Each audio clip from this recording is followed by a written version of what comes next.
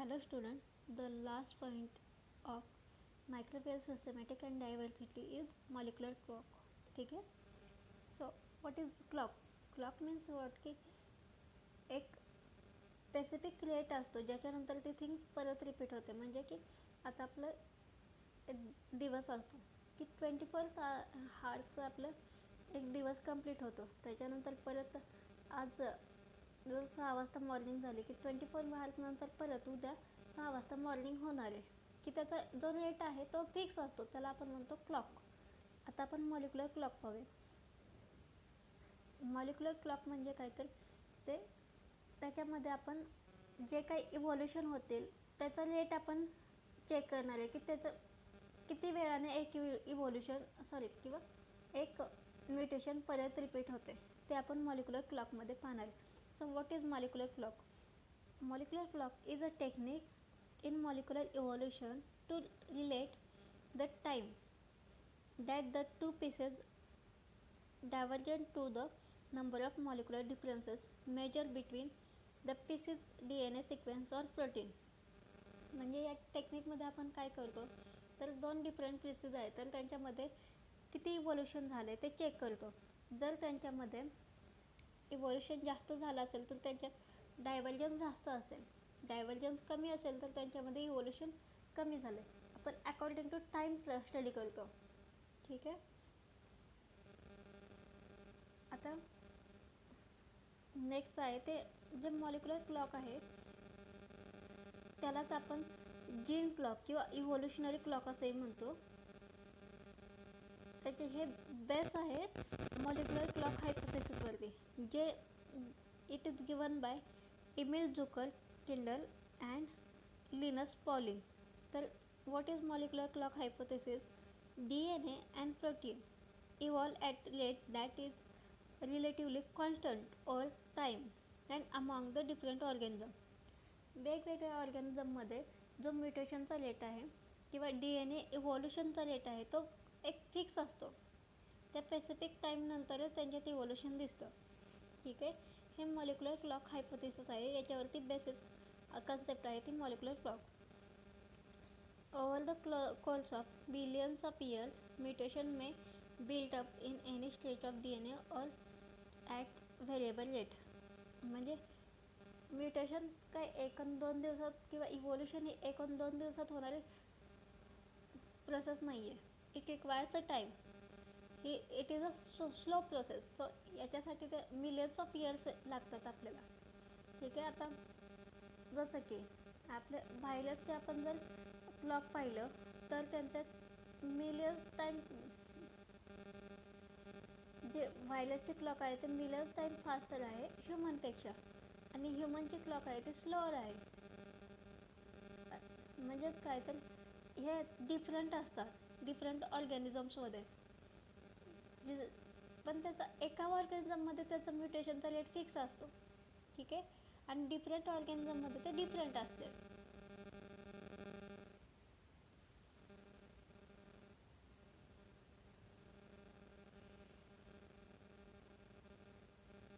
म्हणजे सपोज की आता इथे आपण डायग्राम पाहू शकतो की याच्यात जर एखाद्या DNA मध्ये जर एक म्युटेशन होण्यासाठी जर 25 मिलियन इयर्स लागत असतील तर त्याच्यामध्ये 4 म्युटेशन्स होण्यासाठी आपल्याला 100 मिलियन इयर लागतील. ठीक आहे. म्हणजे त्याचा रेट कॉन्स्टंट असेल. एका म्युटेशन होण्यासाठी जेवढा वेळ लागेल तेवढंच वेळ नेक्स्ट म्युटेशन होण्यासाठी लागेल. ठीक आहे. आता इथे आपण पाहतोय की हा सिक्वेन्स आहे. याच्यामध्ये आता इव्हॉल्युशन होतंय. इथे जो हा T आहे तो इव्हॉल्व होतोय आणि त्याच्या जागेवरती इथे म्युटेशन होऊन G येईल या पीसेसमध्ये आणि ते होण्यासाठी त्याला 25 मिलियन इयर्स लागलेत.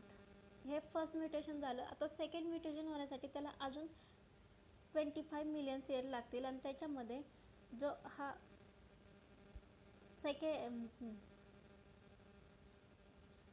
फिफ्थ पोझिशनचा थायमिन आहे तो रिप्लेस होईल सायटोसिनने. ठीक आहे. म्हणजे टोटल आता ही पीसेस आहे ती डिफरंट पीसेस म्हणून तयार झाले. याच्यात डायव्हर्जन्स झालं तर एक पीसेस तयार होण्यासाठी त्याला मग किती वेळ लागला तर 50 मिलियन इयर्स लागला. एका कॉमन पासून एक पीसेस न्यू पीसेस डेव्हलप होण्यासाठी. आता तेच इथे एक म्युटेशन झालं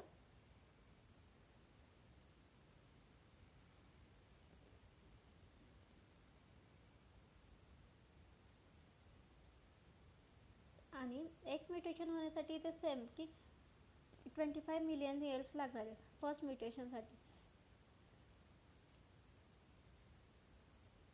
त्याच्या 25 मिलियन इयर्सने हा जो गॉनिन आहे लास्ट पोझिशनचा त्याच्यात म्युटेशन होईल आणि त्याच्या जागेवरती थायमिन येईल. ठीक आहे, हे फर्स्ट म्युटेशन झालं. त्याच्यानंतर अजून परत 25 मिलियन इयर्स नंतर लास्ट सेकंड पोझिशनचा जो सायटोसिन आहे त्याच्यात म्युटेशन होईल आणि त्याच्या जागेवरती पण थायमिन येईल आणि त्यानंतर मग ते डिफरंट पेसेस म्हणून न्यू पीसेस तयार होईल. ठीक आहे, म्हणजे जो रेट आहे तो कॉन्स्टंट आहे. नेक्स्ट हा इथे ग्राफ दिला. या ग्राफमध्ये हे सांगितलं की इथे इयर्स दिलेत, म्हणजे टाइम दिलाय की 100 मिलियन इयर्स, 200 मिलियन इयर्स आणि इथे अमायनो ॲसिडच्या मध्ये किती डिफरन्स आलाय तो सांगितलाय. ठीक आहे, हा ग्राफ आहे तो स्ट्रेट लाईन आहे कारण याच्यात जो म्युटेशनचा रेट आहे तो कॉन्स्टंट आहे. इथे आपण पाहू शकतो की 100 million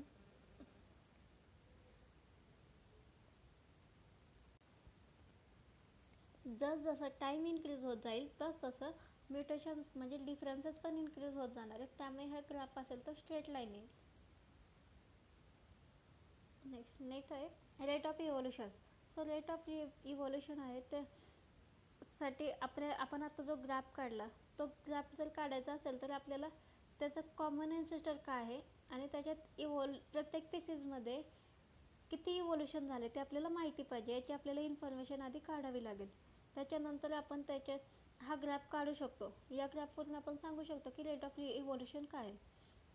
this times are estimated from fossil record and are uncertain. The result are not universally trusted. हा ग्राफ असतो ते आपण फॉसाईल रेकॉर्डवरून आपण ही इन्फॉर्मेशन कलेक्ट करू शकतो, पण हा युनिव्हर्सल नाही आहे. म्हणजे मे बी आपण आता जर जे रिझल्ट आपल्याला आत्ता एका एक्सपेरिमेंटमध्ये मिळालेत मे बी ते चेंज होतील नेक्स्ट एक्सपेरिमेंटमध्ये. आपण काही कन्फर्म नाही सांगू शकत की ते कॉन्स्टंट असेल. ठीक आहे, त्यासाठी आपण रिलेटिव्ह रेट टेस्ट ही टेस्ट करतो जे की गिवन बाय सेरिच अँड विल्सन. 1973 मध्ये त्यांनी ही टेस्ट डिस्कवर केली, ज्याने आपण कॅल्क्युलेट करू शकतो रिलेटिव्ह रेट काय तो. तर त्याच्यामध्ये काय सांगितलं की this method of testing whether a molecule evolves at constant rate in two independent lineage. या मेथडमध्ये आपण पाहू शकतो की दोन लिनिएजमध्ये जे इव्होल्युशन झाले ते कॉन्स्टंट रेटने झालंय की नाही हे आपण चेक करण्यासाठी आपण ही टेस्ट यूज करू शकतो. आता इथे हे आहे ते कॉमन ॲन्सेस्टर आहे. इथे त्याच्यापासून हे दोन लिनेज तयार झाल्यात, ही आणि ही फर्स्ट आहे ती ए कडे जाते आणि त्याच्यापासूनच इव्हॉल्व होऊन बी तयार झालंय आणि सी इंडिपेंडेंटली तयार झालं. ह्या दोन लिनेज आहेत त्याच्यामध्ये एक्स टाइम आहे तो ए ला इव्हॉल्व होण्यासाठी लागला आणि वाय टाइम आहे तो सी ला इव्हॉल्व होण्यासाठी लागेल आणि वाय टाइम आहे तो बी ला इव्हॉल्व होण्यासाठी लागला आणि झेड आहे हा time required for evolution of species. ठीक आहे, सो त्याच्यामध्ये आपण K is the difference between protein sequence in A and B. ठीक आहे, ए आणि बी मध्ये किती डिफरन्स आहे तो आपण के ने फाइंड आउट करू शकतो. तो आहे एक्स प्लस वाय. एक्स मध्ये म्हणजे एक्स ही लिनिएजमध्ये आपण काय स्टडी करतो की एला इव्हॉल्व होण्यासाठी किती डिफरन्स झाला, आणि प्लस वायमध्ये पण जेवढा डिफरन्स असेल तोही आपण काउंट करणार. So K is equal to X plus Y. So L is what, L is the difference between protein sequence in B and C. So तो आहे वाय प्लस झेड. आणि M is the difference between protein sequence in A and B. So it is X plus Z. ठीक आहे. आणि तो सगळ्यात जास्त असेल कारण ह्या आपल्याला दिसतंय ना की या दोन पीसेस ए आणि बी आहेत ते एकमेकांपासून खूपच दूर आहेत, खूप डायव्हर्जंट आहेत, त्यामुळे त्यांच्यामध्ये जो डिफरन्स असेल तो सगळ्यात जास्त असेल.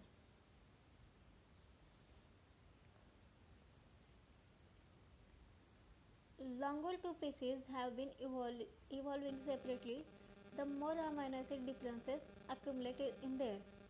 म्हणजे जसं पीसेस इव्हॉल्व होत जाईल तसं त्याच्यामध्ये डिफरन्सेस आहेत, जे की अमायनो ॲसिड सिक्वेन्समध्ये जे डिफरन्सेस आहेत ते इन्क्रीज होत जातील.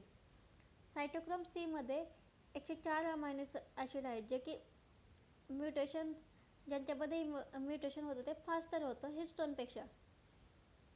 म्हणजे सायटोक्रोम सीमध्ये जे म्युटेशन होतं ते हिस्टोनपेक्षा फास्टर आहे, but slower as compare to haemoglobin and fibronectin. त्याचं सायटोक्रोममध्ये जे म्युटेशन होतं ते हिस्टोनपेक्षा जास्त आहे, आणि सायटोक्रोममध्ये जे म्युटेशन होतं ते हिमोग्लोबिन आणि फायब्रोनेक्टिनपेक्षा कमी आहे.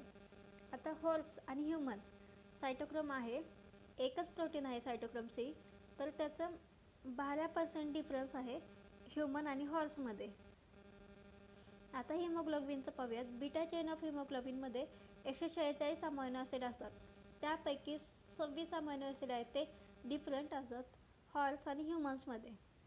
ठीक आहे. आता फायब्रिनोपेप्टाईड आहे ते 88% डिफरंट असतो ह्युमन आणि हॉर्समध्ये.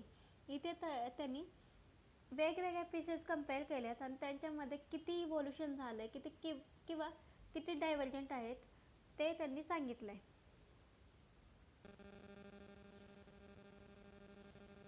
विल्सन एटॉलने काय सांगितलं की rate of protein evolution is constant relative to absolute time rather than number of generation. म्हणजे विल्सन एटॉलने काय सांगितलं की जो इव्होल्युशन आहे ना त्याचा रेट आहे तो टाईमवरती डिपेंड आहे, म्हणजे तो टाईमच्या रिलेटेड आहे, नॉट की जनरेशन किती जनरेशन झालं याच्यावरती तो डिपेंड नाही करत, तो डिपेंड करतो टाईमवरती. If generation time influence the evolution, the amount of change in long generation time lineage should be lets. जर जनरेशन टाईम जर इव्होल्युशन अफेक्ट करत असता तर लॉंग जनरेशन टाईममध्ये टाईमच्या लिनेजमध्ये जो की डिफरन्स असेल तो कमी असता, पण असं नाही होत. आपला जो इव्होल्युशन आहे ते डिपेंड करतं टाईमवरती, नॉट जनरेशन पिरियडवरती. Evidence suggests that rate of evolution was about same for two lineage. म्हणजे दोन लिनिएज जर एकाच कॉमन अँसेस्टर पासून जर इव्हॉल्व होत असतील तर त्यांच्यामध्ये जो इव्होल्युशनचा रेट आहे तो कॉन्स्टंट असतो, सेम असतो. Thus rate of evolution ticks at rate of proportional to the time in years rather than number of generation. आता आपण फायलोजेनी आणि मॉलिक्युलर डिस्टन्सेस यांचं एकमेकांशी काय रिलेशन आहे ते पाहूयात. फायलोजेनी म्हणजे काय स्टडी करतो आपण, तर इव्होल्युशन कसं झालं हे स्टडी करतो की अँसेस्टरपासून त्यांच्या डिसेंडंटमध्ये काय चेंजेस आलेत, आपण हे फायलोजेनीमध्ये स्टडी करतो. आणि त्याच्यापासून एक फायलोजेनिक ट्री इव्हॉल्व करतो ज्याच्यामध्ये आपण ते ज्या दोन डिफरंट पीसेस आहेत ते एकमेकांपासून किती डिस्टिंक्ट आहेत ते आपण चेक करतो. ठीक आहे. तर हे फायलोजेनी आपण फायलोजेनीमध्ये आपण मॉलिक्युलर डिस्टन्सेस पण कॅल्क्युलेट करू शकतो, किंवा मॉलिक्युलर डिस्टन्स यूज करून आपण जे फायलोजेनिक ट्रीमध्ये जे नोट्स यूज करतो त्याचे आपण लेंथ स्पेसिफिक घेऊ शकतो, जेणेकरून आपल्याला किती रेट ऑफ इव्होल्युशन समजेल. ठीक आहे. So it is use to detect the evolutionary relationship study करण्यासाठी आपण हे यूज करतो. मॉर्फोलॉजिकल सिमिलॅरिटीज आर मिळेल पण फायलोजेनिक ट्री एकतर ल्युटेड पण असतात आणि अनल्युटेड पण असतात. ल्युटेड ट्रीमध्ये कॉमन अँसेस्टर प्रेझेंट असतं आणि अनल्युटेड ट्रीमध्ये कॉमन अँसेस्टर अब्सेंट असतं. ठीक आहे. आता जे फायलोजेनिक ट्री आपण कॅल्क्युलेट करतो किंवा तयार करतो ते बेस असतं principle of parsimony. Principle of parsimony म्हणजेच काय की जेवढे कमी आपल्याला चेंजेस करता येतील तेवढे करायचे. म्हणजे आता 2 डिफरंट पीसेस आहे. एक की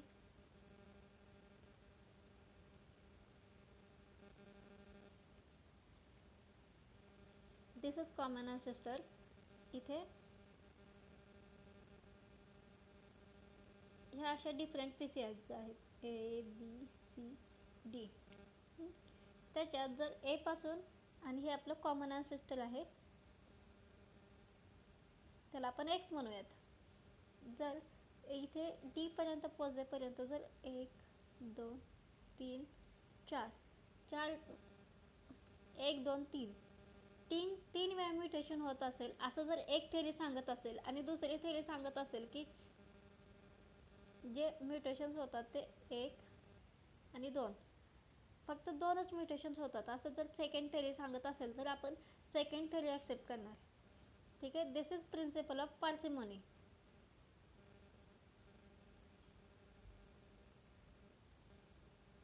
ठीक आहे. Phylogeny is more applicable if it required rather than the more evolutionary changes in character state.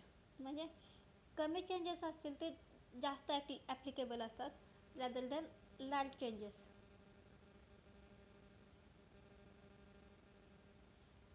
आता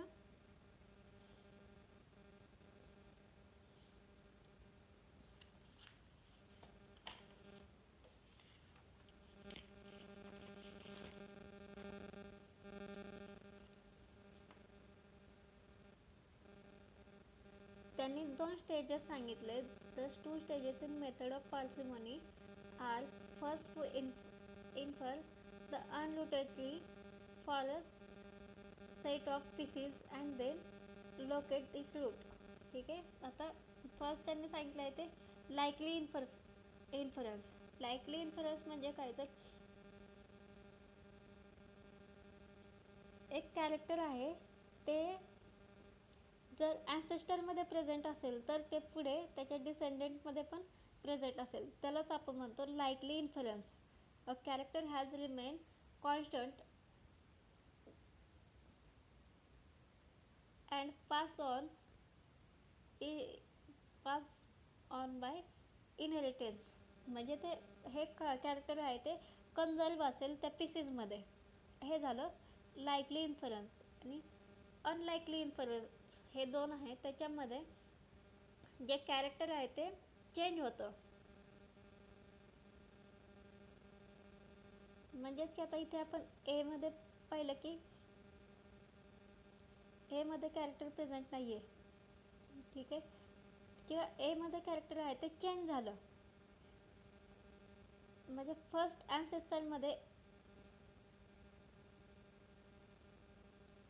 ॲन्सेस्टरमध्ये ते कॅरेक्टर प्रेझेंट होतं जे नंतर सेकंड लिनेजमध्ये ते चेंज झालं त्याच्या डिसेंडंटमध्ये. ठीक आहे. परत ते ॲज इट इज नॉर्मल झालं आणि ते नेक्स्ट जनरेशनमध्ये परत चेंज झालं. आता नेक्स्ट जनरेशनमध्ये ते अजून एकदा चेंज होईल. म्हणजे त्याच्यात ते चेंज होत जाते कंटिन्युअसली. ठीक आहे. It has changed and reverted to its normal state a number of times between ancestor to descendant. म्हणजे ते खूप वेळा ते चेंज होतील परत ओरिजिनल फॉर्ममध्ये येईल. चेंज होईल परत ओरिजिनल फॉर्ममध्ये होईल असं ते मल्टिपल टाइम्स होईल. त्यालाच आपण म्हणतो अनलाईकली इन्फरन्स. ठीक आहे.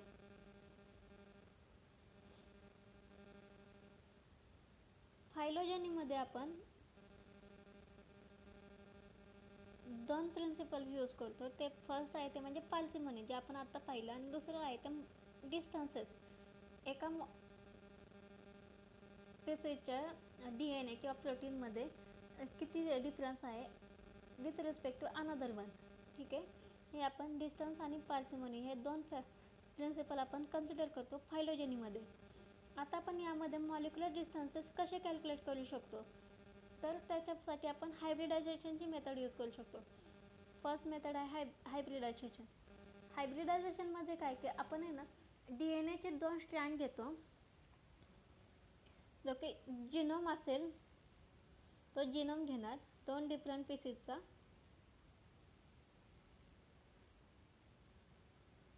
दोन डिफरंट पीसेसचा आपण जिनोम घेणार, ते एकमेकांसोबत हायब्रिडाइज होणार, की म्हणजे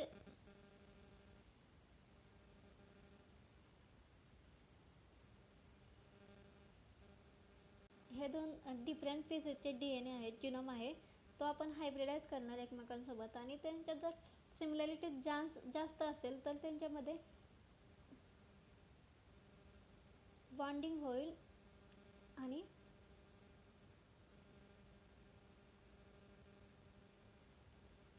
डबल स्टँडर्ड DNA तयार होईल. जेवढी कॉम्प्लिमेंटरी जास्त, जेवढी सिमिलॅरिटी जास्त असेल तेवढे जास्त हायब्रिडायझेशन होईल. आणि जेवढे पीसेस एकमेकांपासून डिस्टिंक्ट असतील तेवढे कमी कॉम्प्लिमेंटरी बेसेस प्रेझेंट असतील आणि तेवढे कमी हायब्रिडायझेशन होईल. ठीक आहे, हे फर्स्ट मेथड आहे ज्याच्यामुळे आपण मॉलिक्युलर डिस्टन्सेस कॅल्क्युलेट करू शकतो. नेक्स्ट आहे ते रेस्ट्रिक्शन साईट. रेस्ट्रिक्शन साईट म्हणजे आपण जिनोम आहे किंवा DNA आहे त्याला कट करण्यासाठी डिफरंट एन्झाईम्स यूज करतो, त्याला आपण रेस्ट्रिक्शन एन्झाईम म्हणतो. ते रेस्ट्रिक्शन एन्झाईमचं ॲक्ट करण्यासाठी एक स्पेसिफिक साईट असते, त्या स्पेसिफिक साईटवरतीच ते ॲक्ट करतात. ते सिमिलर पीसेसमध्ये ती साईट सेम असेल किंवा सिमिलर असेल की ॲप्रॉक्स सेम असेल, पण जे डिस्टंट पीसेस आहेत त्यांच्यामध्ये ते डिफरंट असेल. आपण ते रेस्ट्रिक्शन साईट चेक करून आपण पाहू शकतो की त्यांच्यामध्ये डिस्टन्स किती आहे. ज्या आपण त्यासाठी एखादं स्पेसिफिक रेस्ट्रिक्शन एन्झाईम घेऊ शकतो, की जसं की फॉर एक्झाम्पल EcoR1.